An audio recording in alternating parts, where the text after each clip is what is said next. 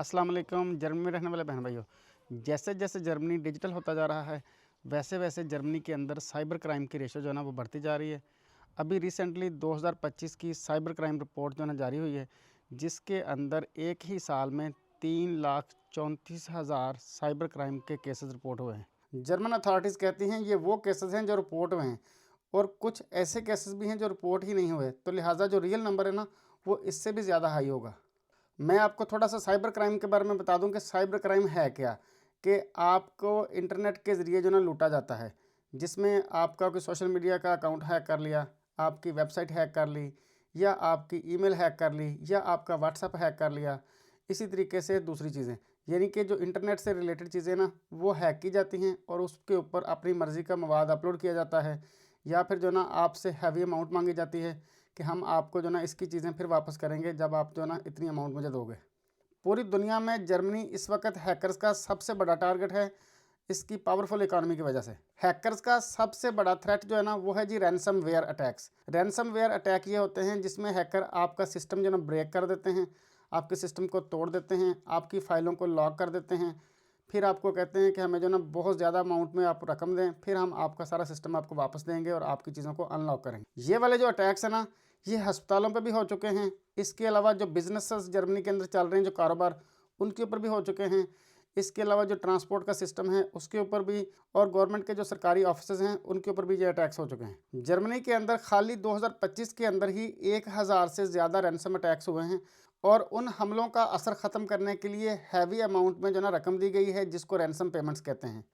Ransom payments को समझने के लिए ये वाली एग्जांपल देख लें कि जिस तरीके से डाकू किसी बंदे को अगवा करके ले जाते हैं, फिर कहते हैं कि आप जो ना इतना तवान दें फिर हम आपका बंदा छोड़ेंगे, तो वो कितनी हैवी अमाउंट में जो ना वो रकम मांगते हैं। इसी तरीके से रैनसम पेमेंट्स होती हैं।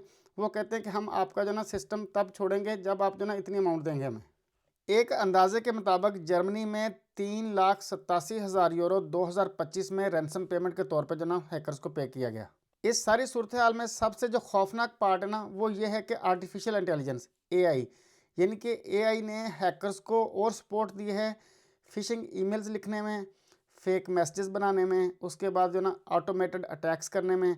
एआई का जो ना रोल बहुत ज़्यादा जो ना हद तक ख़तरनाक है। इंटरनेशनल जंगों की वजह से, जैसा कि जर्मनी जो ना यूक्रेन को सपोर्ट कर रहा है, हैकर्स ने डीडोस अटैक्स भी किए हैं। डीडोस अटैक्स में ये होता है कि वो पॉलिटिकल मैसेज को स्प्रेड करते हैं ताकि मुल्क के अंदर अफरा तफरी की सूरत हाल बने और ये मुल्क दूसरे मुल्क को जो सपोर्ट कर रहा है उस सपोर्ट से पीछे हटे। जर्मन अथॉरिटीज़ ये कहती हैं कि जो साइबर अटैक्स जर्मनी में हो रहे हैं वो जर्मनी के अंदर से नहीं बल्कि जर्मनी से बाहर से हो रहे हैं, जिसकी वजह से उनको कंट्रोल करना और भी मुश्किल है। जर्मनी अपने शहरियों को और अपने कंट्री में ऑपरेट होने वाली कंपनीज़ को वार्निंग दे रहा है कि आप जो ना अपनी साइबर सिक्योरिटी बढ़ाएं ताकि ये वाले जो अटैक्स हैं इनसे बचा जा सके, क्योंकि इन अटैक्स की शिद्दत फ्यूचर में और ज़्यादा होने वाली है।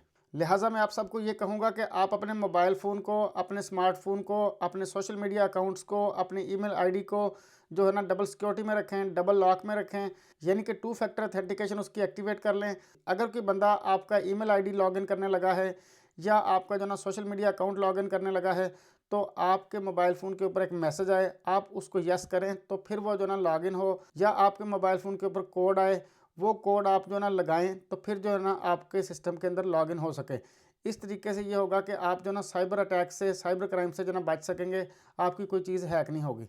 आप इस सूरत हाल में क्या कहते हैं कि आर्टिफिशियल इंटेलिजेंस की वजह से साइबर क्राइम को रोकना बिल्कुल ही नामुमकिन है, या जो ना कोई रोल प्ले होने वाला है? अपना और अपने प्यारों का बहुत सारा ख्याल रखिए और मुझे आप अपनी दुआओं में याद रखिए।